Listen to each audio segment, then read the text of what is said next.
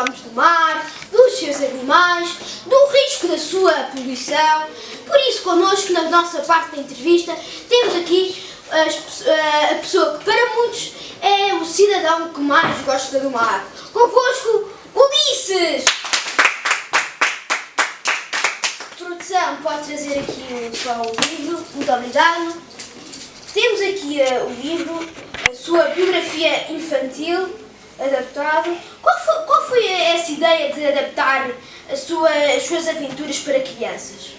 Eu apercebi-me que muitas pessoas estavam a gostar da minha aventura pelo mar. Para as crianças que tinham muito medo do mar, do que vinha a acontecer, eu pedi à Maria Alberta Meneres para escrever o meu livro para encorajá-las. Para motivar as crianças. Exato. A segunda dúvida é, porquê Maria Alberta Meneres? Era uma escritora muito talentosa, que eu adorava a maneira que ela escrevia. Ela tinha muitas qualidades. Agora indo mesmo para as suas aventuras, uma dúvida que eu tenho desde a época do cavalo de Troia, como é que foi aguentar tanto tempo dentro de um pouco espaço de cavalo? Epá, você nem imagina. Foi uma das experiências mais nojentas. Nós tínhamos de comer as nossas próprias fezes. Tínhamos de beber a nossa urina. Foi horrível, você nem imagina. O que vale é que depois Troia desapareceu e a Grécia ganhou a guerra. Passando lá, se não me falha a memória, foi para a Ciclópia, certo? Sim. Como é que foi reagir ao grande gigante que era o Polifemo? A primeira vez que eu o vi, eu fiquei em choque. Com um olho gigantesco, com a altura dele, nunca tinha visto um animal como aquele.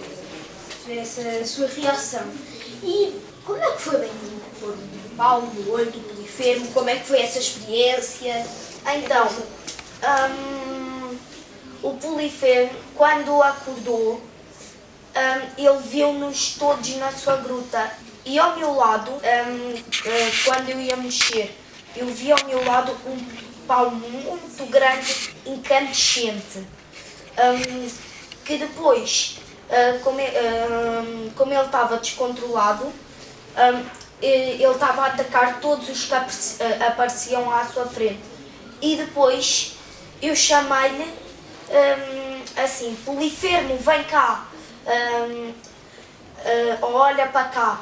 E depois, quando ele olhou, eu espetei-lhe o pau incandescente no olho e ficou todo a sangrar, ficou cego do olho. Foi impressionante. Já avançando aqui para o final da sua história, o senhor não considera que foi teimoso ao não pôr cera nos ouvidos quando passou pelo Mar das Sereias? Epá, eu aí fui um bocado teimoso, eu admito. Mas eu queria saber porque é que os marinheiros desapareciam, o que é que acontecia.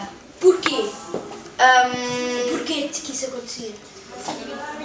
Eu queria ouvir o cântico para ver se era bonito, se era não tenho palavras. Queria ouvir se era mesmo encantador. Mas foi sofrível de ver a voz da sua mulher em desespero? Foi. Quando ouvi a voz da minha mulher, eu pensei assim, meu Deus, será que é mesmo ela? Eu tentei soltar as cordas com toda a minha força para ir ter com ela. Mas depois, quando ultrapassávamos cada vez mais, a voz ia ficando mais baixa, mais distante. E depois, quando ultrapassámos o Mar das Sereias, os marinheiros puxaram-me e viram-me todo a sangrar, com a força toda que eu tinha feito, as cordas tinham-me dado ferimentos. Ficou assim alguma marca, alguma cicatriz por causa disso? Tive algumas cicatrizes, sim, ficou algumas, mas outras passaram ao longo do tempo. A água também me ajudou e foi uma dor muito Intensa. exato, intensa. Até emocionalmente. Uhum. Falar em dor emocionalmente, eu tenho aqui duas perguntas que realmente lhe abordam esse tema. Como é que foi descobrir que a sua mãe estava completamente morta, não estava morta, e que a sua terra estava em extrema pobreza? Então, quando eu fui para a Ilha dos Infernos, quando eu entrei, havia um cão de guarda. E quando ele estava com o olho aberto, quer dizer que ele estava a dormir. E quando ele estava com o olho fechado, quer dizer que ele estava a ver. Portanto, nós esperámos, e quando ele tinha o olho aberto, no caso estava a dormir, nós fomos sorrateiramente atravessar. E depois eu estava, e depois o que eu vi à minha frente, eu fiquei sem palavras. Estava lá a minha mãe morta lá no inferno e eu fui falar com ela para ver o que é que estava a acontecer. E a minha mãe explicou-me tudo, porque é que ela estava morta, e a coisa que eu fiquei mais surpreendido para o lado triste, era ver que todo o meu povo estava empobrecido. E também há uma coisa que me intimidou, que eu quis logo voltar para casa. Era que a minha mãe tinha contado que a minha mulher tinha de decidir um novo pretendente. E eu, ao ouvir isso, eu quis ir logo a correr, voltar para o meu país. Sentiu-se de certa forma culpado por isso tudo acontecer? Um bocadinho, tive um bocadinho de pena, porque a aventura que eu tive foi um bocadinho chocante, mas foi entusiasmante e importante. Mas ao mesmo tempo, a pensar que eu deixei o meu povo lá sozinho a lutar, eu fiquei muito triste, muito. Não tem palavras para descrever. Pois.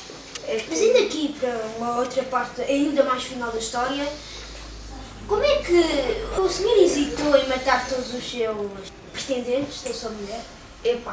Quando eu vi os pretendentes lá, todos na vida boa, e os do meu povo lá todos a esforçarem-se para terem uma vida melhor, enquanto os pretendentes estavam lá todos a rir-se, a gozarem a sua vida. Não hesitou? Eu não hesitei. A primeira coisa que eu pensei era chegar lá e matar todos os que me apareciam à minha frente. Como foi descobrir que os melhores marinheiros da Grécia tinham se tornado em porcos? Quando um marinheiro, muito meu amigo, veio-me cá dizer a correr desesperado, eu fiquei logo assim, o que é que será que tinha acontecido? E depois ele explicou-me tudo, e ele explicou-me que uma feiticeira malvada tinha transformado os meus melhores marinheiros em porcos. E eu fui logo a correr ver o que se passava. E quando eu entrei no território da feiticeira, eu só estava a ver lá animais. E depois, ao lado, tinha um templo.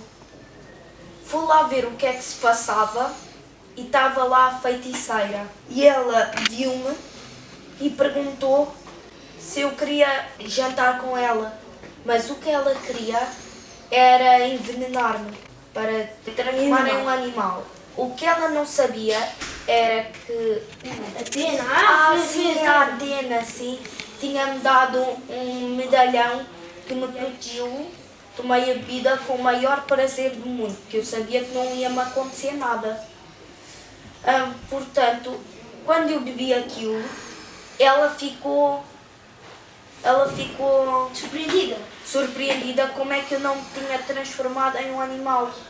Depois tentou-me pedir desculpa, mas só que eu não quis aceitar muito. A condição que eu aceitava a desculpa dela era que ela transformasse os meus melhores marinheiros, voltassem à sua forma original. Sentiu realmente algum sentimento a mais por si, já que ela até o pediu em casamento? Ele não chegou a sentir esse sentimento?